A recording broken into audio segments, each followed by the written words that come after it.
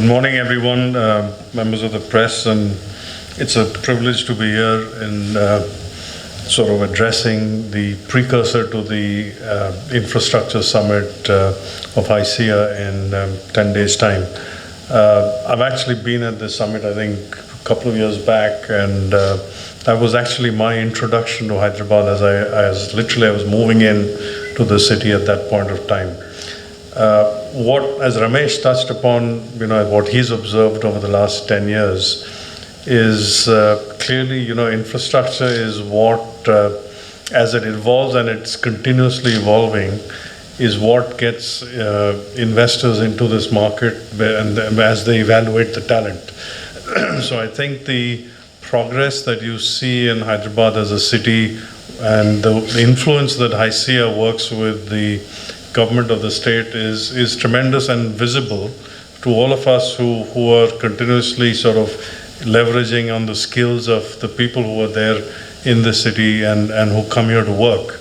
So I do believe this summit has got a tremendous value in terms of conveying that image that the infrastructure that we will accept in this city is going to be top class and world class as we evolve too.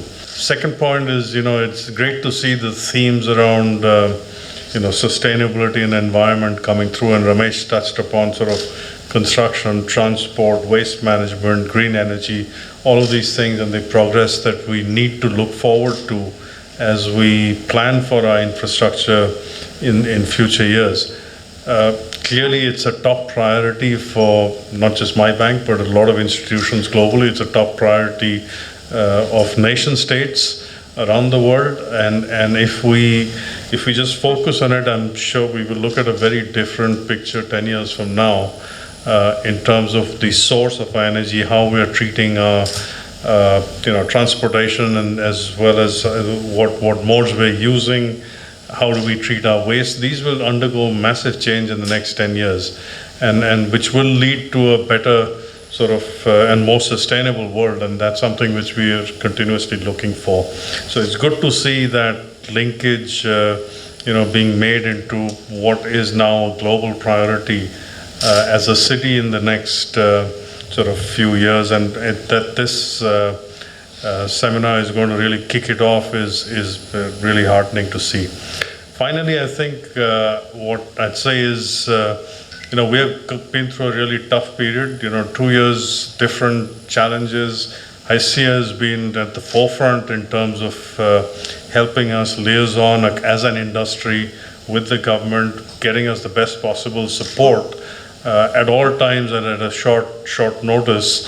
And I think as we come back, what many of us are also recognizing is just as it was challenging to move into a work from home environment, moving back into a return to office environment in a controlled manner has got its own challenges. So I'm looking forward to that happening.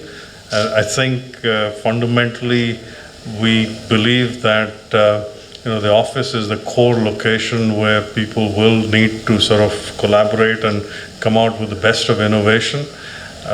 We will obviously come up with various forms of flexibility which will be there, but I do believe that how we work with the government, with the HYSEA in terms of making sure that the return to office does not create additional risk, but actually is creating the future more highly motivated employee, which can bring out the best of innovation. So looking forward to that as well.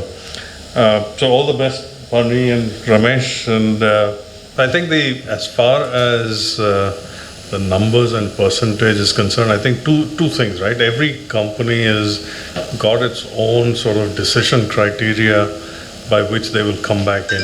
I think largely as an industry, there is a willingness and a need to come back in from the perspective of the collaboration, etc., that we've talked about, right? So now, organizations may talk about bringing people back in starting November, December, January, Feb. Some of them have already started coming in, as mentioned earlier. I think it will not happen overnight, right? That's again going to be part of it is that it'll be done in a controlled manner over 2-3 months.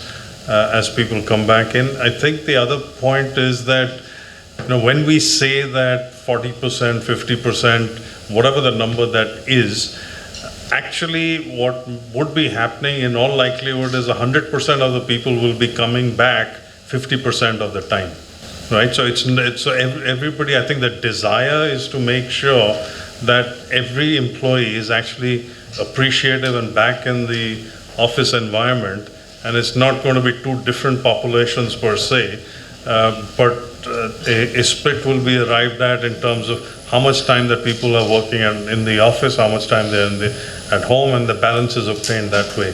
So I do believe, again, like Barney mentioned, we don't know about the third wave or whatever number of waves we have. There are clear decision criteria today, which is pointing to the fact that we have a high vaccination status and a fully vaccinated status, which allows us to open these office infrastructures. So I'm fairly confident that towards the end of the year, early next year, we will see a very different paradigm.